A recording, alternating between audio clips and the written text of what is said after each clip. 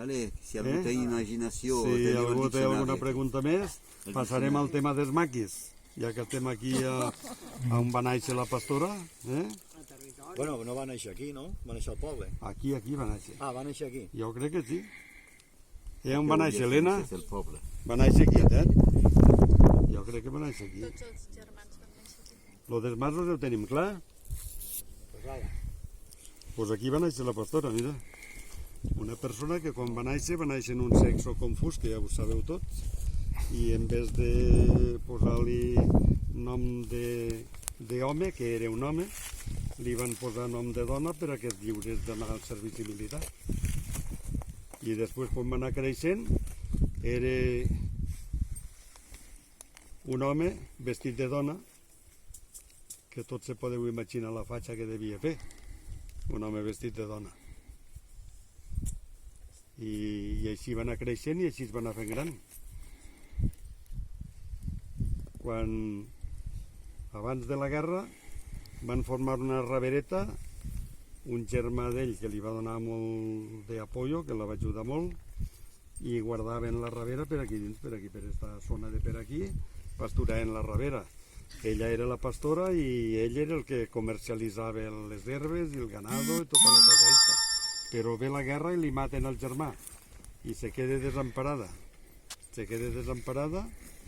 I vestida de dona com en un principi.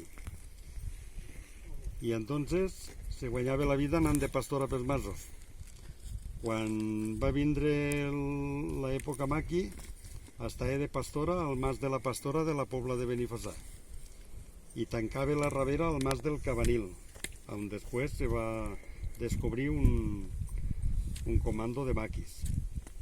Un dia que feia molt de fred, passava la Guàrdia Civil per allà, va veure que sortia fum d'aquell mas, van allà, topen, els maquis que estaven dins els contesten a tiros, i s'arma allí la gran refrega, van cremar el mas, ho van destruir tot, i la pastora que havia de tancar el ganado allí en aquell mas, aquella nit ja no va acudir. I d'esta manera va passar als maquis i va ser on li va canviar la vida per complet, perquè allí va ser on se va vestir d'home, que era un home, saps? Després, quan va parar a la presó, se va comprovar que era home i li van deixar canviar el nom i tota la història que ja s'ha contat i recontat, i bueno, i hasta ahí va la història de la pastora. I els masovers, en aquella època maqui també les van passar canutes, que també és un capítol que hi ha que contar-los, saps? Perquè els maquis van ser un problema i gros, perquè va ser gros. La Guàrdia Civil encara va ser més gros que els maquis, perquè els maquis eren un grup i la Guàrdia Civil eren dos grups. Se comportaven igual, exactament igual uns que els altres. Tots se comportaven igual. Los guàrdies civils, los que eren legals, aquells venien a grupos de 10, 12 o 15. Ojo. Voy a bajar de ahí porque es como... Perdón, has estado a punto. Els havien de fer el menjar i no els cobro res, que quedaràs fitxat si els cobres alguna cosa. I després n'hi havia uns altres que operaven en forma de maquis disfressats, que aquells se presentaven el mateix que els maquis. Te feien donar menjar, te feien donar diners, te feien donar el que... feien una forma d'atraco, se comportaven igual que els maquis, exactament igual. I en sé que se n'anaven, el primer que diuen és que si denuncien vindrem i els matarem. I com hi havia molta incultura, molta temor, la gent estava molt amedrentada perquè havia acabat de passar la guerra i tota la història, si no denunciaven, al cap de 4 dies venien i els detenien per col·laborar en la guerrilla. I allí va ser on van fer... Aquella Guàrdia Civil va fer molt de mal, perquè el 60 o 70% dels caps de família dels masos van acabar a la presó per culpa dels guàrdies civils disfressats.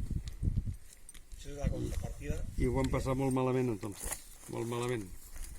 Els masos ho van passar molt malament, entonces. Però després, si no hagués fos l'època maqui i tot allò, que antes ho hem parlat, això de l'estraperlo, que se venia tot molt ben venut i es pagava tot molt ben pagat, estos masos hagueren anat en l'abundància, perquè s'hagueren cansat de guanyar diners. Però entonces venien uns per una part i te ho fotien, i venien els altres per l'altra i també. I mos ho van fer passar malament a tots. Puedo añadir un detalle, era guerrilla comunista con estrategia comunista, porque había varias maneras de resistencia en España. Una Esta otra cosa, hablamos sí, la de claro, aquí, era de base comunista, La con guerrilla estrategia comunista. La guerrilla era política i era comunista, i era, bueno... Pero no había caques. Ya. Era política la guerrilla, però la pastora se va Ella tindre no. que tirar al monte perquè Ella se no, va encertar ella no. que aquell dia hasta era pastora en aquell mas, que si en vez d'estar de pastora en aquell mas hagués estat de pastora a un altre, que no hagués passat allò, doncs hagués continuat de pastora tota la seva vida. Potser no haguera passat res. Sí, No sí. res que hagués passat. Ella se va tindre que tirar al monte perquè com tancava la ravera allí sabia que si anava allà li pegarien el guant. Home, I a l'amo del mas el van agarrar i el van matar. Però a veure, Això és el que li hagueren fet a ella també, saps? Se la va veure vindre, no? I es va escapar i va acertar. Home, a veure, a ell... a veure, a Quantos, que era l'amo del mas, Sí, el troben perquè quan passa lo del mas del Cabanil, el cabanil. allí troben, allí a la Guàrdia Civil, quan anava de patrulla, els donaven una cosa que se dien les raciones de patrulla, que era menjar de... I entonces, estos guàrdies civils, a compte de menjar seu, Ho venien a Quantos. li ho venien a Quantos. I Quantos lo I Quantos portava els als venia, maquis. i Quantos li ho donava, els ho portava als maquis, o li donava a la pastora, que entonces quan agarren a Quantos, saben que el Però pròxim que agarraran Quantos anaven un animal a portar en el una subministre. burreta. Anava a portar el Eixa subministre. una, i l'altra va ser la detecció del De Manolete, Sí, però bueno, de Morella, del no, la Sedacer. fugida del Seda, bueno, de fet, aquell de Morella, del Sedacero, l'abuelo aquell de Boix, Pep de Martí. Sí, Pep de Martí va ser el que va delatar que estaven els maquis allí. sí. I allí va ser quan se va liar tot. I el del Mas de Nielles. No sé si d'ICTM, del Mas de sí, Nielles. bueno, Valeriano i Pep de Martí. Ells eren de la sometent i acompanyaven a la Guàrdia Civil. Bueno, però això és una... Si voleu, després us parlo que si té mal d'anar a la seguit. Però bueno, el que vinc a dir és que quan agarren a Quantos i el maten allí al mas de Jacinto, entonces Carlos el Catalán va a buscar-la a Florencio, bueno, va a buscar a Florencio i se l'emporta a casa de la nòvia, a casa de Cinta Solà, Sí, a la Sénia, A la Sénia. perquè sap de que la pròxima que aniran a agarrar serà també a ell, i se l'emporten. Però Això no- ella no va acudir el dia que ella tanca el ganado allà. Ja no va acudir. Ja no va acudir.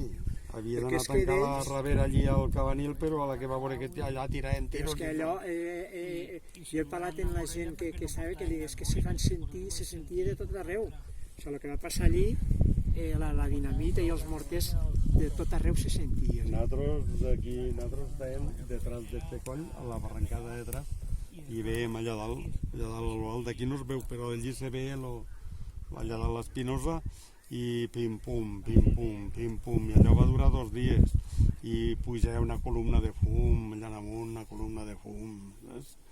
I, claro, entonces ni hi havia ràdios, ni hi havia res, al cap de lo menos 4 o 5 dies ens vam enterar. Allà dalt han trobat uns maquis allí dins del d'això, han cremat lo mas, n'han agarrat tants, no sé quanto, però va tardar dies a sonar-se allò. Dies. Sí, no, pues de tot arreu. I això que dies de Martí, jo crec que o sigui, d'això s'ha culpabilitzat primera a Querol, a Sinfores, que ho havien denunciat ells. El qual tampoc crec que fos veritat. Bueno, José diu que no va ser veritat i no crec. Però el van acusar. Calvo acusa als Sinfores i José parla de José 1000 vegades, Tu has parlat de Sinfores? Li has parlat de José Sinfores? moltes vegades. I ell diu que no. Ell diu que allò era la Guàrdia Civil que van fer una prova a veure com reaccionaven, perquè la Guàrdia Civil els va acusa als Sinfores de que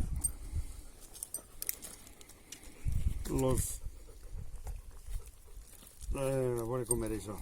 Los maquis diu que acusaven a Cienfores, que diu que va delatar la Guàrdia Civil que estaven allà. I la Guàrdia Civil i Cienfores diu que si aquells que van anar allí en forma de maquis, el d'ells, que si eren d'estos guàrdies civils desfressats. Ell diu que eren guàrdies civils desfressats, Sí. que eren de... que no Diu eren que són maquis, de la perquè diu que contrapartida. maqui no ne queda de cap per allí, entonces que se va descobrir tot això al Cabanil i el campament d'allà detrás i que havien marxat tots i que no en queda de cap i que no sé què i que no sé quanto, saps? I ell diu que no. Jo crec que està equivocat, José, perquè el Cabanil passa al febrer i el segrest i demanar diners de Cienfores passa al juliol. Del febrer al juliol. Sí, perquè José, a mi justo que me va dir, va ser el mes de febrer. I va dir, perquè me'n recordo perquè el dia que van entrar, ma mare estava fent sardines que havia comprat Sí, al que havien poble. comprat a la Pobla sardines. Sí, però no és possible això, Una... perquè al febrer no hi ha sardines. Entonces vaig començar a entonces buscar-ho.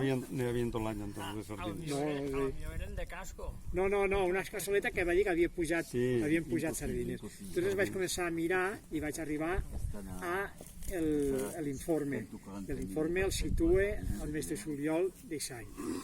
I al mes de juliol d'aquest any, per així que estava ple de maquis. Venien també aquí. O sigui, per aquí, Valencià, tots estos encara estaven. No al febrer no n'hi ha.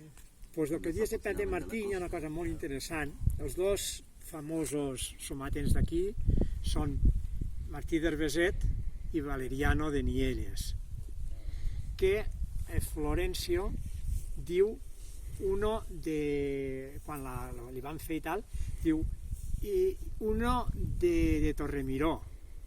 I a mi no me quadrava i al final me va quadrar, perquè el Valeriano era de Torremiró i que li van donar d'herència Nielles. Però, aquí el que és interessant, què va portar a Valeriano a ser del sometent? I això mos hem de remuntar al Floro. El Floro és un bandoler, Era un lladre, diu que molt és un bandoler que corre per aquestes terres als anys 20. Era un als anys 20, que és el Floro. Anava molt per... Era radiotelegrafista i anava molt per la pobreta i tal. I se dedicava a robar els masos. I ahí estaven hasta el gorro els masovers, i entonces decidir-les... Més lladre que Floro, se diu per aquí. Eres més lladre que Floro. Més lladre que Floro. N'hi havia dos o tres, sabe, també me pareix que el Mellat de Vall d'Algorfa i tal, però bueno, el Floro, Enganyam Raconet, el Pinader del Floro. Total, que van decidir entre els masovers d'aquí agarrar-lo i denunciar-lo. I entonces el van acosar i un va demanar de disparar-li, i el que va demanar de disparar-li va ser el de Torremiró.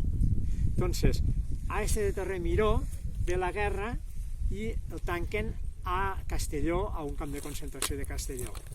En la mala sort que el milicià que el cuide és un parent del Floro. Entonces va y lo mate. Y entonces la familia, bueno, Torremiró, pues que la familia, pues Valeriano, que pues per això se va tornar del sometent, és el que diuen. Perquè allí mateix, allí hi havia dos o tres masos, és que al costat del mateix, al costat de Torremiró, que era un mas de dretes, està el mas de Sánchez, que era un mas de comunistes, i se portaven perfectament bé.